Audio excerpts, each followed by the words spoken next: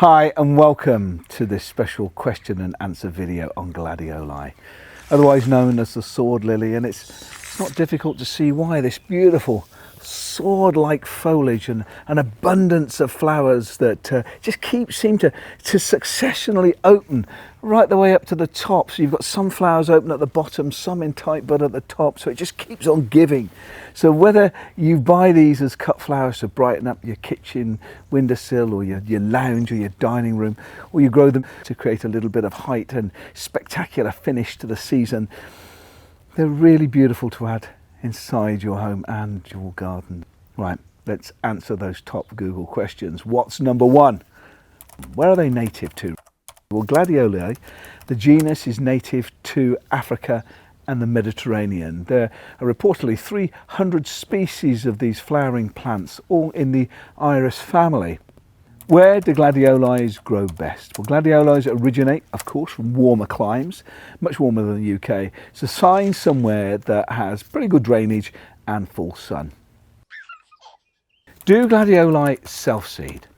Some perennial varieties may self-seed, but likely only the hardier varieties if the seedlings were able to survive the winter. How do you grow gladioli from seed? Well, they grow not too difficult, but you'll need to be patient as the seeds have to develop in the corms first. After sowing seed, the corms will reach a flowering size within 2 to 3 years. That patience is needed. Sow them in peat-free compost in a cool greenhouse, if you have one that is, or an unheated porch or something similar to that in February. However, most gardeners choose to grow their gladioli from corms, which you can buy in the shops, because it's much quicker. Another question, how do you grow gladioli? Well, planting corms in a good sunny spot that's well drained, as I mentioned, and you do this in spring between March and May, and you don't really need to soak them first. It's best to get them straight into the ground. The very latest you can plant them is July, and in some cases they won't flower their normal time, they flower slightly later. These were planted a little later. I saw them for sale at the end of the season with discount labels on them. I can't miss a good bargain. So they've gone into the borders and they're establishing themselves. But I've taken quite a lot of flower cuttings from inside the house from these. They're just gorgeous. Now you plant them 10 to 15 centimeters deep, that's 4 to 6 inches, and try to space them about the same distance apart if you can. When growing in the ground, water them regularly. If there are periods of dry weather, because obviously they're very thirsty, then make sure that you give them a good water. And if you're growing them in containers, make sure that the compost remains damp, not soaked. They don't like to sit in water, but making sure there's enough moisture there to help the gladioli grow. Do gladioli need deadheading? Well, no, they don't. They won't flower more than once per year, so you don't need to be deadheading to encourage more blooming.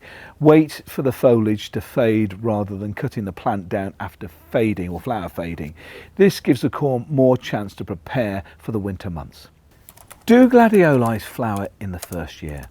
When planted from corms, the answer is yes, your gladioli will flower in the first year. If you grow from seed, you might be waiting between 2 to 3 years to enjoy the flowers. Another great Google question is, how long do gladioli flower for? Well, gladioli flowers bloom for a short period of time, up to about 3 weeks. Oh, you know, that's not bad actually, if you're lucky. So ensure your gladioli display lasts. Successionally plant them through the spring and midsummer, and it will make sure they flower regularly throughout the period.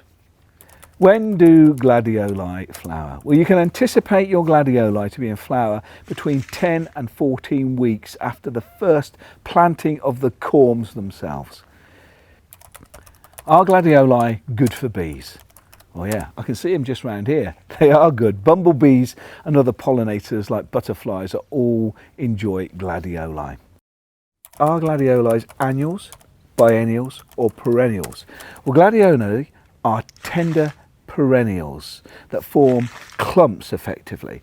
A tender perennial means that if they are protected from frost during the winter time, they will return every year. How big do gladioli grow?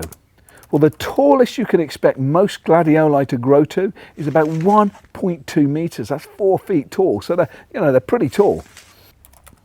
Do gladioli need staking? Well, generally gladioli don't need staking. They're pretty tough. However, you can stake them. If it's in a very open area and the wind is blowing, because they are quite tall plants, the staking will hold them a bit more upright. You see some of these here are just leaning over. You will typically only see gladioli staked, mainly if you're growing blooms for competitions or the like. Do gladioli need feeding? Well, if you're growing gladioli in poorer soil, then a rich liquid fertiliser like tomato feed is quite beneficial for the plant. It will promote flowering when the spikes start to appear. And of course, you're also charging the bulb or the corm underneath the soil to be able to produce and store food for next year. How long do gladioli plants live for? Well, gladioli can live for many years, providing they have a good protection from this cold weather.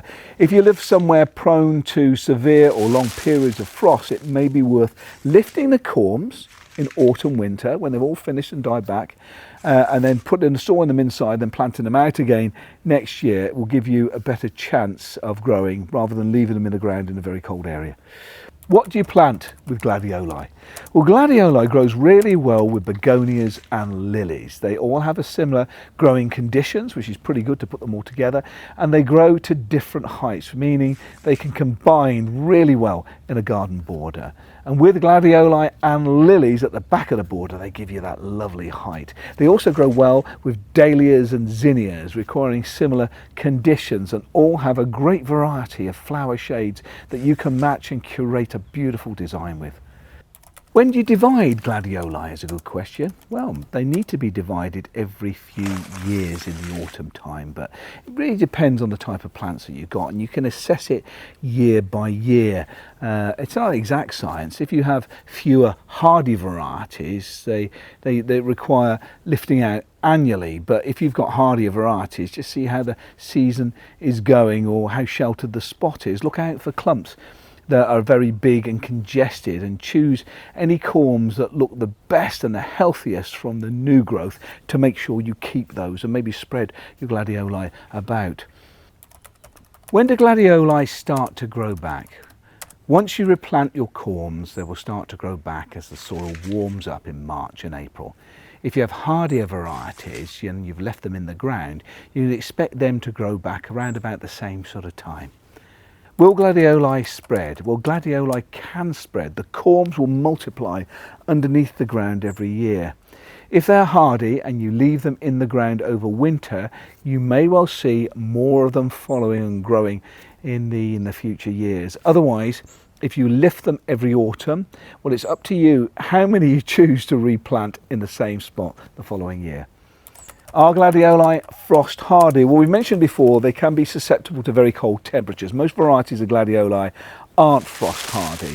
This is why many gardeners lift the corms just before winter, store them inside, dry them out, and then replant them again the following spring. What are the common problems with gladioli? Gladiolis are generally trouble-free, besides some pest damage. You may find that your corms rot if they're stored in winter. This is called gladiolus corm rot. This is caused by a fusarium rot, causing the leaves to grow weak and yellow.